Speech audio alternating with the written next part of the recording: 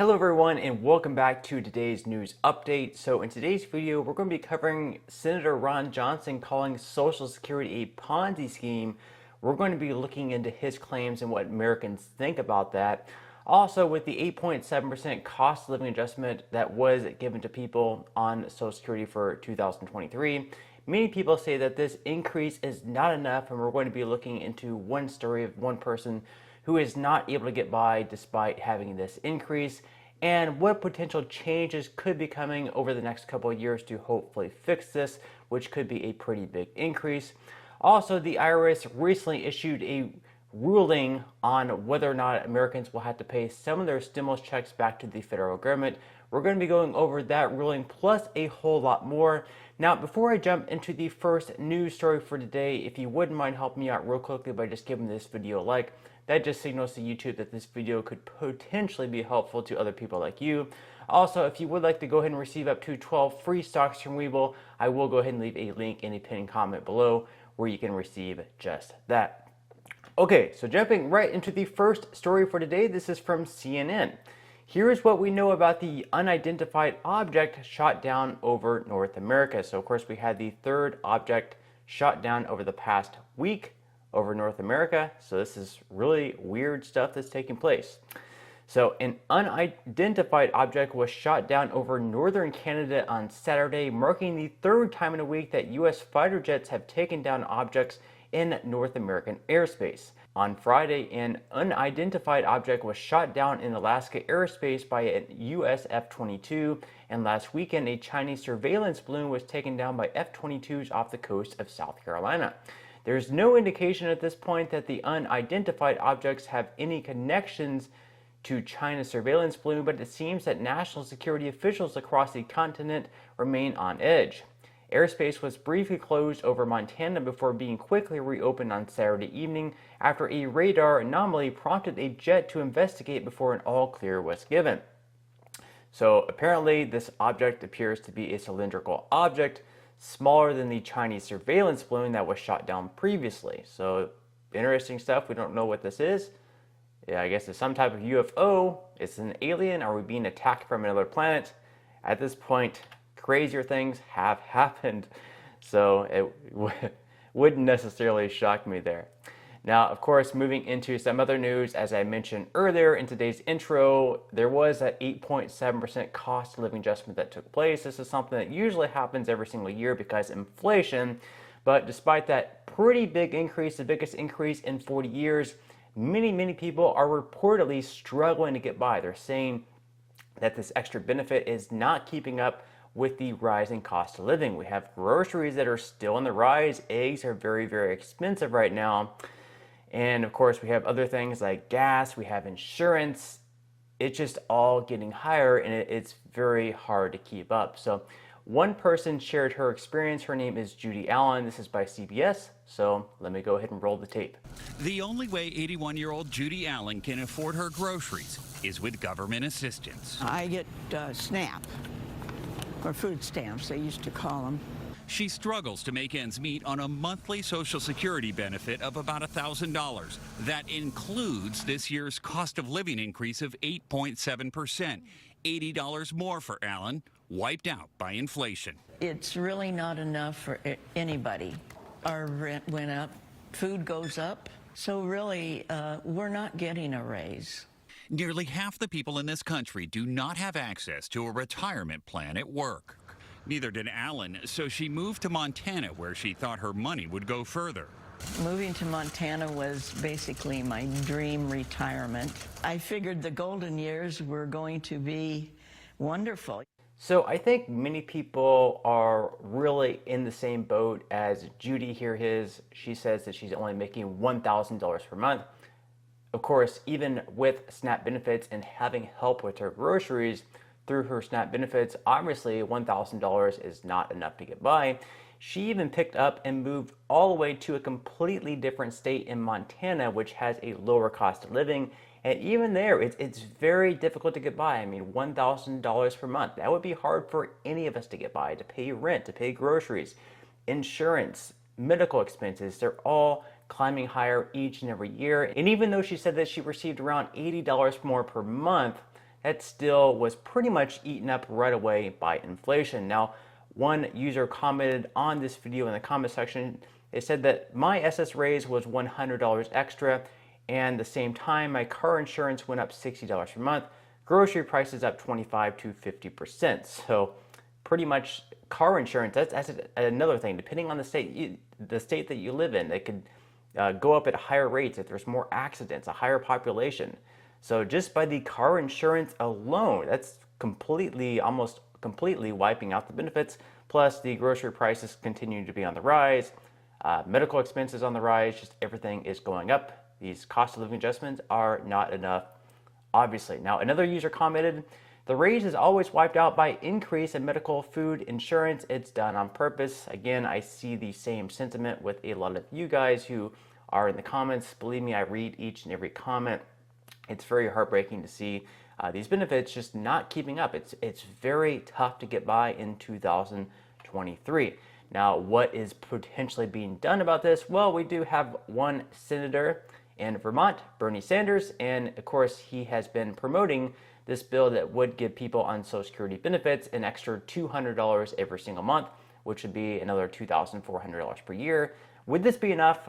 Probably not still. I mean, if this same person was receiving $1,200 per month instead of just $1,000 per month, it certainly would be helpful, but still, even that probably would not be enough. But let me know what you think in the comment section below. If this bill by Bernie Sanders did pass and you did receive a $200 increase, would that even be enough to get by? Meanwhile, we actually have some senators calling Social Security a Ponzi scheme. So here is Ron Johnson explaining his position. Well, first of all, that's true. I did call Social Security legal Ponzi scheme because it is. I've never talked about privatizing it. I've never said I wanted to cut it or end it or put it on the chopping block. What I have said is the greatest threat to Social Security is our out-of-control debt and deficit spending.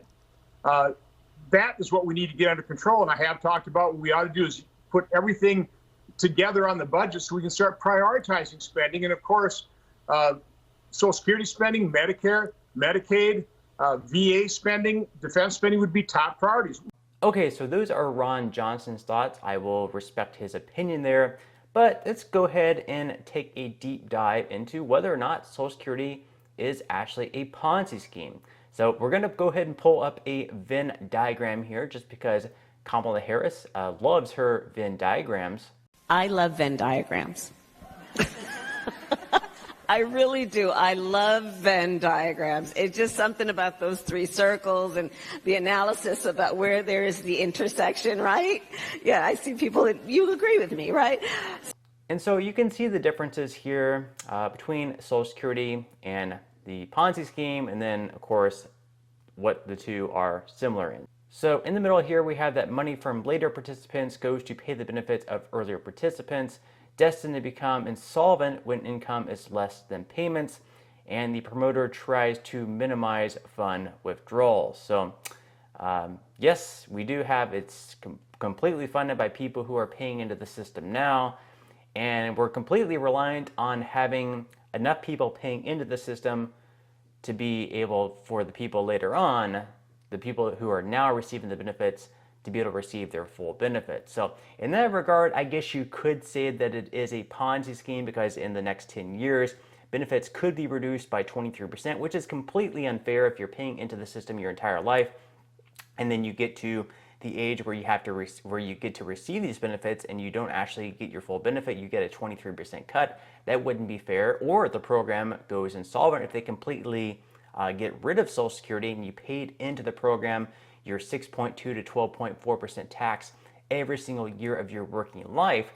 And then you get to the age that you can retire and they say, oh, we're just going to completely get rid of the program. You don't get any of the benefits back. Yes, in that case, it would be a Ponzi scheme. Right now, I would say it's not actually a Ponzi scheme, but you definitely, I guess, could make an argument for it if they're going to end up cutting benefits or if they get rid of the program altogether, which obviously would be a very big mistake. Now, of course, Ron Johnson isn't the only person who has made this comparison between Social Security and being a Ponzi scheme. So we can see up here a poll by MedicareAdvantage.com Interestingly enough, the older the American, the more they actually think that Social Security is a Ponzi scheme. So people in their 20s, they think that Social Security is not a Ponzi scheme. 72% say that no, it's not a Ponzi scheme. But in people in their 50s, yes, they do believe that 65% of Americans believe that Social Security is a Ponzi scheme. So let me know what you think in the comment section below. Do you believe that Social Security is a bad system, that it is a Ponzi scheme? Just interested in hearing your thoughts. Now, of course, everything is on the rise. One of the big things, especially for seniors, of course, is medical care. For younger people, it's college education, textbooks. So we can see the chart up on the screen here. Textbooks and college tuition are up by 200%. This chart is from 1996 to 2016. And then, of course, we have child care up 122% and medical care up 105%. So those four items alone, they are up very much the most out of all the items that we can see. New cars are up just 2.1%, and TVs are down 96%. So what are the difference here between TVs, which are down 96%? What's the difference between the TV industry and medical care, child care, college tuition, and textbooks? Well, it's a very competitive industry. There's not a ton of regulations, whereas the other four, they're very monopolized and lots of regulations. So, I mean, the government could look into that and probably find a way to bring those costs down. Now, in some other news, yesterday the IRS did make a ruling finally on those stimulus checks that were sent out in 2022 by states. In total, I believe there are around 19 states that sent out stimulus checks. The IRS said that these payments could potentially be taxed, where we'd have to pay money to the federal government. So if you had to say this, if you had to pay 12% tax on a $1,000 stimulus check that was sent to you by your state government, that could mean paying in around $120 back to the federal government. Fortunately, the IRS did say that these state stimulus checks would not be taxable. So if you did receive a stimulus check, still get with your CPA or accountant. I'm not a financial advisor. I'm not a CPA, so I can't officially give you this ruling, but they are saying that you will not owe federal income tax on this money. However, people who receive these stimulus checks in California still may face filing challenges, because what they did is they sent out a 1099 MISC form for payments of more than $600. They sent these forms to the IRS.